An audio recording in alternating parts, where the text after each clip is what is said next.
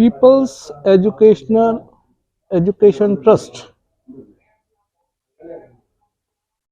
के सभागार में मुझे ऐतिहासिक कुछ चीजों का बताने का सौभाग्य प्राप्त हुआ, और वो ये है कि पूरे भारत में जो ओरिजिनल है द्राविड़ नस्ल है, आर्यंस भारत में बाहर से आए हैं, और ये है कि भारत बहुत पहले से ही विभिन्न फेथ्स को मानने वाला है, विभिन्न कल्चर को मानने वाला है, विभिन्न लैंग्वेज को मानने वाला है। तो ये सब भारत की विविधता है। लेकिन कुछ कारणों से अब जो देखा जा रहा है कि किसी की रीति रिवाजों को दूसरे के अधीन किया जा रहा है, दूसरे फेथ्स के अधीन किया जा रहा है, या दूसरे राज्य के किसी को ज्यादा पावर है, किसी को कम है, इस तरह का है। और ये द्राविडियन रेस का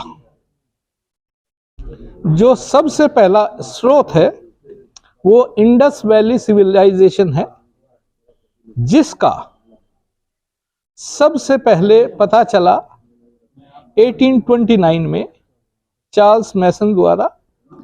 महाराजा रणजीत सिंह ने उसकी खोज कराई थी, लेकिन उस समय उसका सब्जेक्ट दूसरा था। सब्जेक्ट था कि भारत पर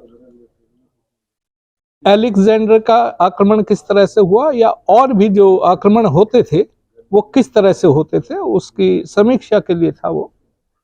लेकिन समय रहते हुए उसके बाद ये 1920 में एक्सकेवेशन हुआ, तो उसके बाद एक द्राविडियन सभ्यता का लोगों को पता चला।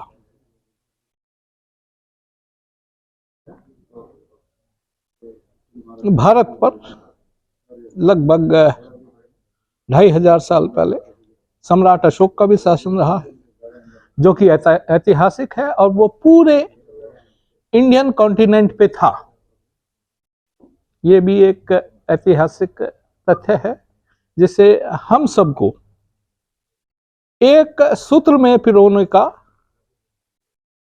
एक ये वो अवसर भी देता है, और एक सोच भी देता है कि हम अलग अलग नहीं हैं। हमको किसी तरह से, चाहे वो धार्मिक आधार है, जातीय आधार है, या इकोनॉमिक या कल्चरल आधार है, उस पर डिवाइड किया गया है ताकि वो हम पर रूल कर सके। तो जो आर्यन जो षड्यंत्र है, ब्राह्मणिकल जो षड्यंत्र है, उसको भी पहचानते हुए हम अपनी आपसी मतभेदों को कम करते हुए, उन्हें भुलाते हुए, जो पीछे हो गया वो वापस नहीं हो सकता, उन्हें भुलाना पड़ेगा, और अब के हिसाब से भाईचारा स्थापित करना पड़ेगा।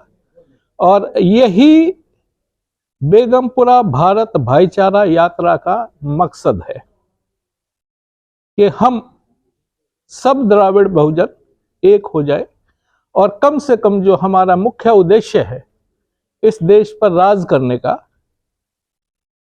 उस मौके को पहचाने और उसे अमल में लाए, और सीधा सीधा राज कब जाए। तो राज लेने के लिए आप सबका सहयोग और शुभकामनाओं के लिए हम यहां पर आए हैं, और आप सबसे सहयोग की, हर तरह के सहयोग की उम्मीद करते हैं और आशा करते हैं। धन्यवाद। Thank you.